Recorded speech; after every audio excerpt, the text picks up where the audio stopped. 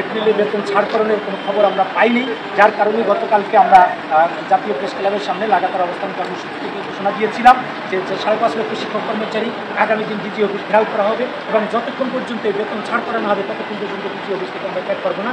ইতিমধ্যে আমরা কালকে ঘোষণা দেওয়ার পরেই দেখা গেছে ডিজি মহোদয় উনি আজকেই শিক্ষা মন্ত্রণালয়ে আমাদের উপস্থিতির এই কাগজ দেখিয়েছেন যে আজকে উনি মন্ত্রণালয়ে বেতন দিচ্ছেন এবং 2-1 দিনের মধ্যে সকল শিক্ষক কর্মচারীদের ইএফটিতে বেতন তাদের অ্যাকাউন্টে চলে যাবে, এটি আমাদের নিশ্চিত করেছেন। এই জন্য আমরা ডিজি মহোদয়কে ধন্যবাদ জানাচ্ছি।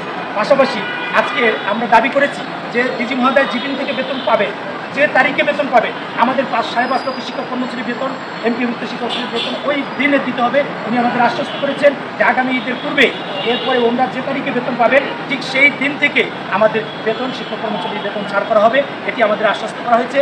আর ইতিমধ্যেই আমরা জেনেছি যে শিক্ষা মন্ত্রণালয়ের প্রস্তাবের ভিত্তিতে 25% উৎসব ভাতার জন্য আমাদের অর্থ মন্ত্রণালয় সম্মতি দিয়েছে। তারও একটি চিঠি, আমরা 2টি চিঠি আমরা আমাদের হাতে এই মাত্র পেয়েছি। আমাদের ডিজি মহোদয় আমাদের কাছে লিখিতভাবে দিয়েছেন। এখানে শিক্ষক এবং কর্মচারীরা আগামী ঈদের পূর্বে তাদের 25% উৎসব ভাতা বৃদ্ধি করা হয়েছে। অর্থাৎ এই 25% বৃদ্ধির ফলে শিক্ষকরা 50% পাবেন উৎসব ভাতা এবং কর্মচারীরা পাবেন 75%। আমরা এই 25% এবং 75%, যেটা বিশেষ করে 50% এবং 75%-এর এটি তীব্র নিন্দা এবং প্রতিবাদ জানাই।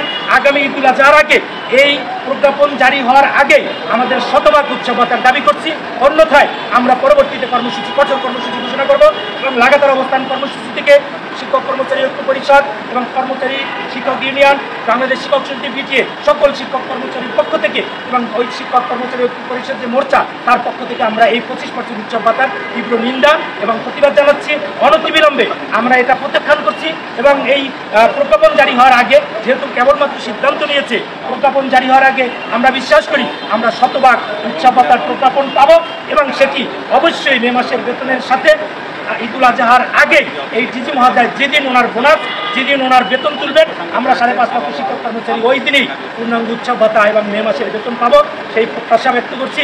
যদি সেটা না হয় তাহলে আমাদের লাগাতার অবস্থান কর্মসূচি থেকে আবার কঠিন কর্মসূচি ঘোষণা করা হবে। তাই 5.5 লক্ষ শিক্ষক কর্মচারীকে বলবো, আসুন জাতীয় প্রেস ক্লাবের সামনে সকল দলমত ভুলে আমরা ওই শিক্ষক কর্মচারী ঐক্য পরিষদের ব্যানারে যে লাগাতার অবস্থান করছি, আমাদের উৎসব ভাতা, আমাদের বাড়ি ভাড়া, আমাদের চিকিৎসা ভাতা সরকারি শিক্ষক এবং কর্মচারীদের মতো দিতে হবে এবং সর্বোপরি শিক্ষা ব্যবস্থা জাতীয়করণের লক্ষ্যে এই 1 সপ্তাহের মধ্যেই আমরা একটি শিক্ষা সংস্কার কমিশন দাবি করছি। শিক্ষা সংস্কার কমিশন ঘোষণা করতে হবে এবং শিক্ষা ব্যবস্থা জাতীয়করণের জন্য ঘোষণা দিতে হবে।